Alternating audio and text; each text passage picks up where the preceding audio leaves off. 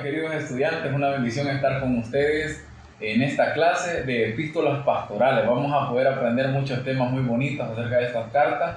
¿Y cuáles son estas cartas? Es primera y segunda de Timoteo y también la carta de Tito. Así que los que no me conocen, mi nombre es Jorge Osorio y soy maestro acá en el Instituto Sola Escritura. También soy parte, ¿verdad?, de la dirección. Así que es una bendición estar compartiendo con ustedes. Esperamos que aprendamos juntos.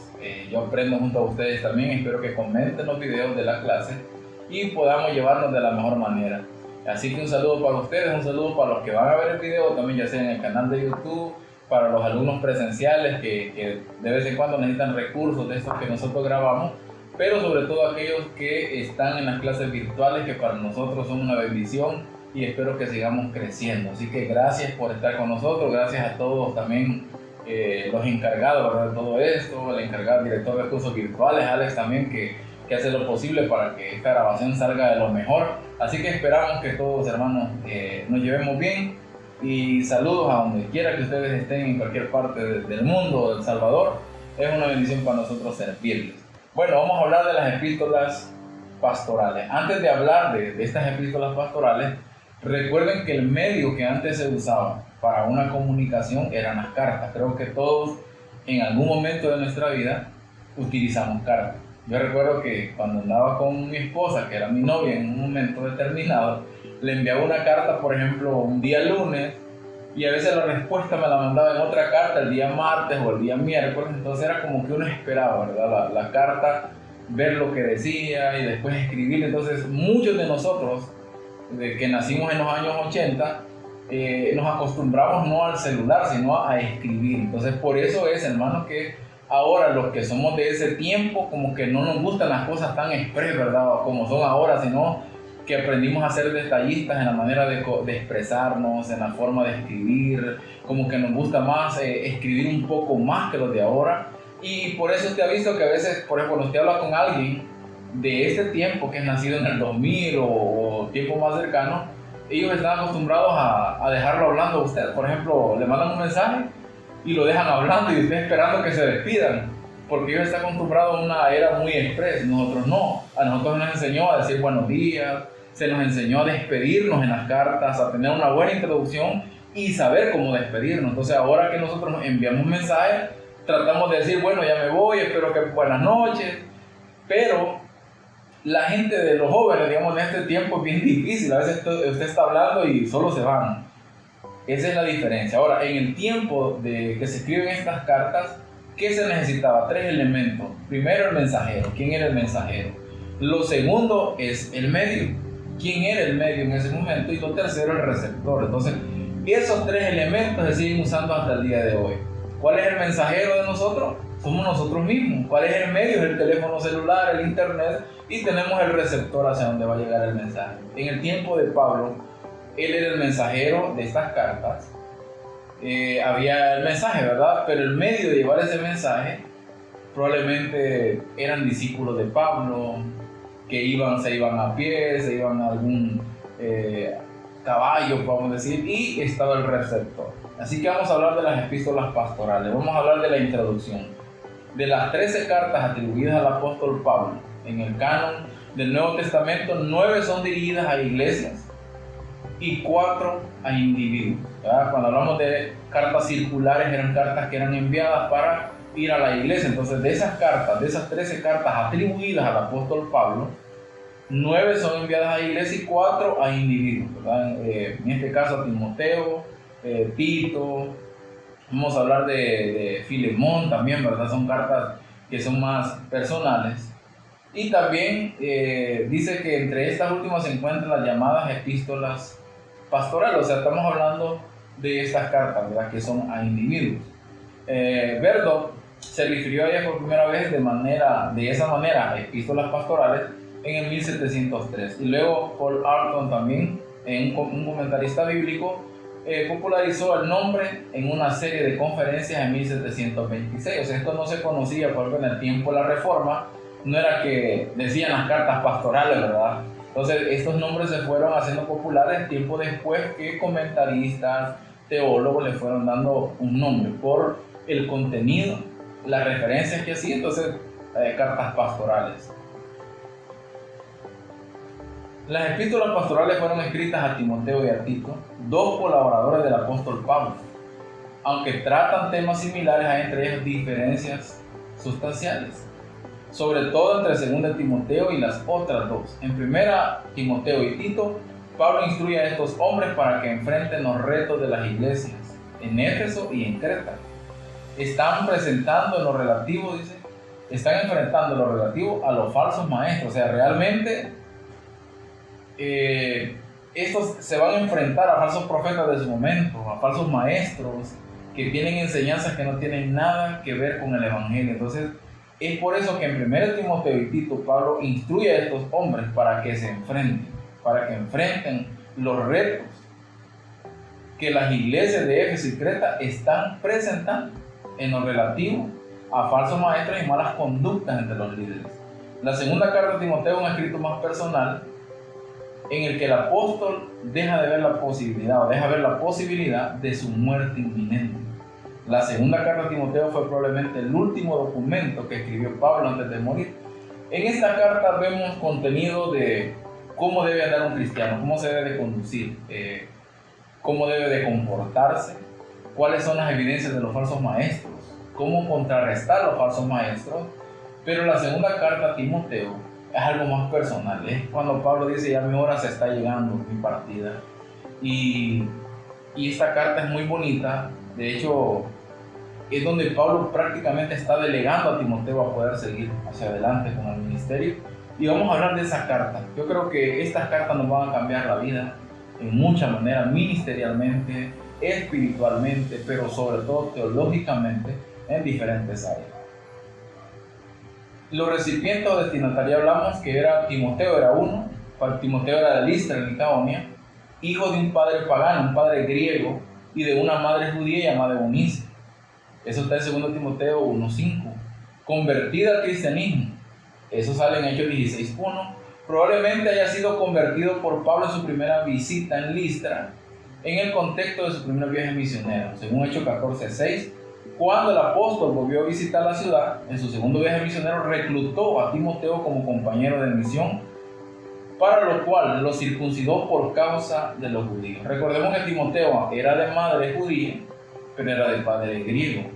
Y el hecho de unirse con Pablo a las misiones e ir a predicar, recuerden que Pablo iba a las sinagogas a predicar. Entonces, en el caso de Timoteo, de ser de un padre gentil, él no había tomado esa decisión de circuncidarse porque eran cuestiones familiares, y prácticamente en el contexto del Nuevo Testamento era como el padre tenía cierta autoridad, no la mamá. Entonces era como que el hijo, ¿verdad?, seguía más que todo los rudimentos o las tradiciones del padre que de la madre muchas veces. Pero en el contexto que estaba Timoteo, era un mundo judío que, aunque estaba Roma gobernando y aunque el contexto, la influencia griega era bastante, los judíos seguían siendo una gran población y tenían cierta autoridad, ciertas tradiciones estaban arraigadas en ese país.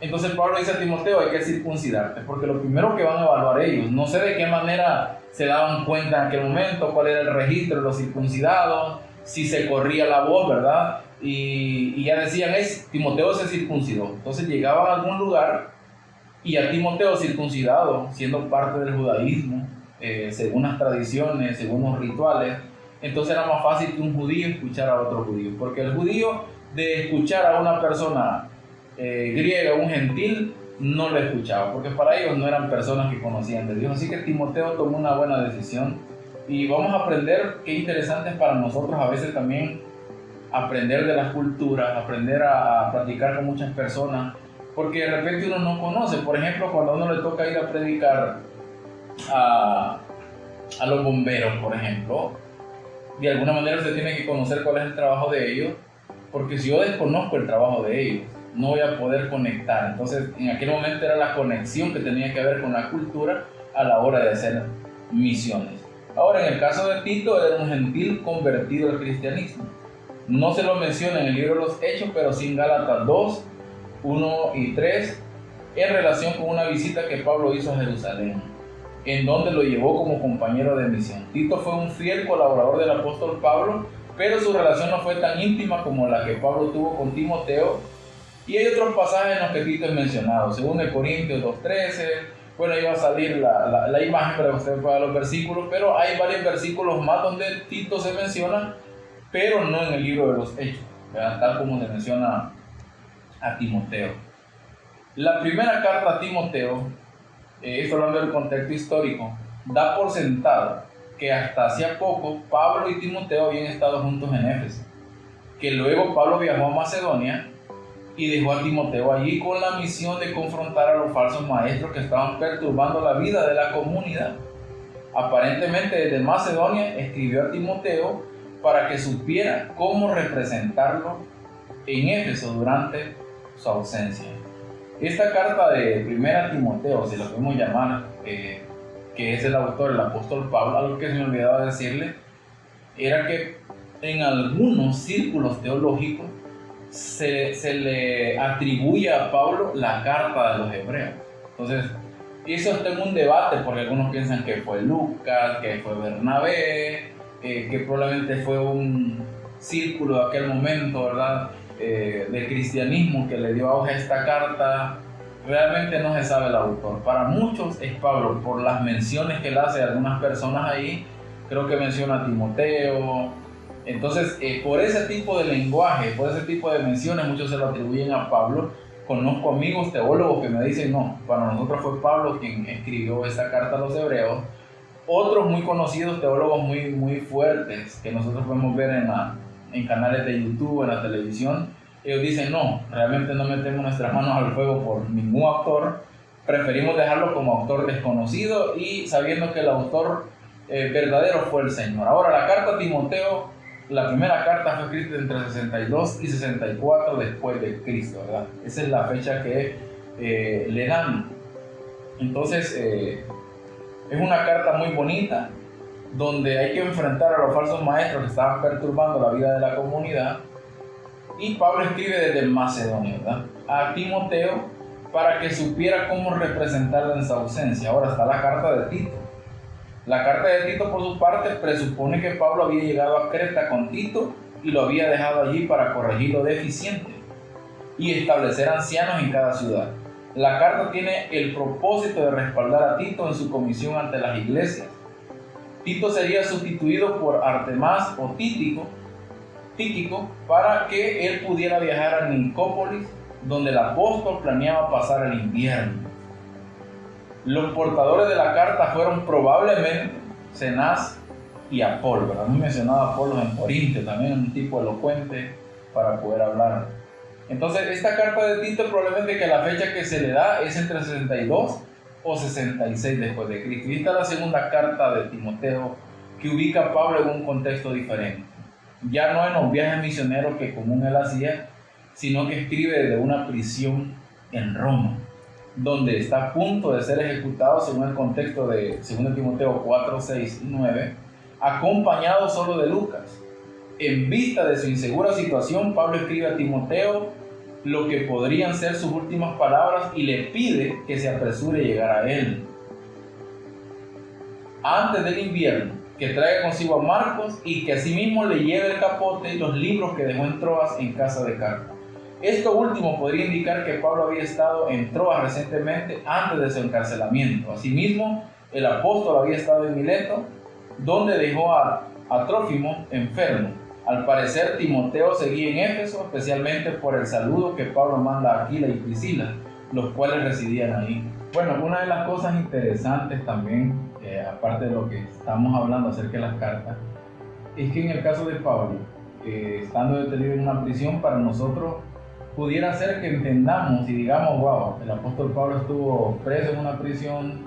Me imagino que los hermanos en Cristo estuvieron orando todo el tiempo, porque era un preso, ¿verdad?, que predicó la palabra, un misionero que predicó el evangelio, que levantó iglesia y que Roma lo encarceló por ser cristiano. Bueno, quitémonos eso de la mente, porque si usted lee la historia romana, si usted lee la historia del cristianismo, que es otra materia que damos acá en el instituto, nos vamos a dar cuenta que las acusaciones contra los cristianos en aquel tiempo de parte del sistema romano, del gobierno romano, no eran por predicar la palabra, era por hacer revueltas, por estar en contra de Roma, era porque eran caníbales, porque cuando ellos compartían la cena del Señor, esta es la carne de Cristo, esta es la sangre, eran acusados de canibalismo. El hecho de que ellos se abrazaran o se dieran un beso santo o ósculo santo, como dice la Reina Valera, era como que ellos hacían cosas lujuriosas. También eran acusados de lujuria, acusados de depravación sexual, de tantas cosas, de asesinato. Eran muchas acusaciones. Hay una lista de acusaciones que eran contra estos cristianos. Entonces no era fácil para el cristianismo en aquel momento. Es como ahora. Cualquier gobierno puede acusar a un pastor y no necesariamente lo va a acusar por ser un buen predicador. Para meterlo preso le levantan que ha violado, que ha asesinado a alguien, que es extorsionista. Los sistemas de gobierno tienen ese poder de poder meter a alguien a la cárcel, no por el delito que en realidad es, sino por lo que ellos puedan inventar. Entonces, en el tiempo de Pablo, de hecho, Pablo dice: muchos me han abandonado. Hasta fulano, ¿verdad? Y vamos a mencionar el nombre después, me abandonó. O sea, muchos me han abandonado. No era el hecho de que no lo iban a visitar solamente, sino que creyeron las acusaciones que Roma había hecho en contra de Pablo. Entonces, para el apóstol no fue fácil, porque mucha gente, aún de las que les predicó, lo abandonaron y dijeron: no, hombre, ya ves, el gran apóstol Pablo que predicaba la palabra, que era misionero, mirá en lo que cayó, en las acusaciones que tiene ahora, que le descubrieron. Esa parte es cruel, porque imagínense un líder cristiano ahora que está haciendo las cosas bien, cayera preso por una acusación falsa. Le digo, mucha gente hoy en día en este contexto, igual que en el tiempo de Pablo, lo abandonan y creen las acusaciones que le hacen. Entonces, ¿quiénes sabemos la verdad? Somos nosotros, pero ya no estamos con Pablo para decirle: Pablo, aquí estamos contigo, ya sabemos la verdad, aquí te damos un empujón para que sigas adelante, un abrazo, porque has caído preso, no por esas acusaciones, ya sabemos la verdad y es por predicar la palabra. Hoy ya no estamos con Pablo, pero tenemos el testimonio para seguir adelante, para predicar y agarrar ejemplo y saber que podemos pasar nosotros por la misma situación. Entonces, leer la carta pastorales me va a sacar de aquel romanticismo de creer que la gente estaba con los misioneros. No era tanto así. Ahora, el autor y fecha y lugar de composición, la autoría es de Pablo. Ahora, fue objetada al principio del segundo siglo, pero finalmente reconocida ampliamente al final de este. Al inicio del siglo XIX surgieron nuevamente estas críticas y objeciones en contra de la autoría del apóstol. Estas objeciones modernas son principalmente de tres tipos. Los que estudiamos en la universidad, la teología académica, sabemos que en la universidad o en la academia, pues realmente no se le da la autoría de las 13 cartas a Pablo. Realmente se le dan de menos. Se cree que las otras cartas las escribieron comunidades después, personas después de Pablo, seguidores de él, pero que no el apóstol Pablo. Hay una gran controversia entre Primera Tesalonicenses y Segunda Tesalonicenses. Primera se la atribuyen a Pablo y la segunda no, sino que a otra comunidad por ciertas cosas que ahí se dan. Ahora vamos a hablar algunas ahorita antes de terminar. ¿Qué problemas hay en cuanto a esta crítica? La lingüística y estilística. Se señalan diferencias de lenguaje y estilo entre estas cartas y las demás cartas atribuidas a Pablo. Hay al parecer unas 175 palabras que ocurren solo en las cartas pastorales y 131 que, si bien están en el resto del Nuevo Testamento, mayormente en Hebreos y Lucas, no se encuentran en los escritos de Pablo. También históricas. Estas se argumentan de dos ángulos. El libro de los Hechos no ofrece respaldo histórico para la obra ministerial de Pablo, reflejada en las cartas pastorales. Por lo tanto, se presume que él no pudo haberlas escrito.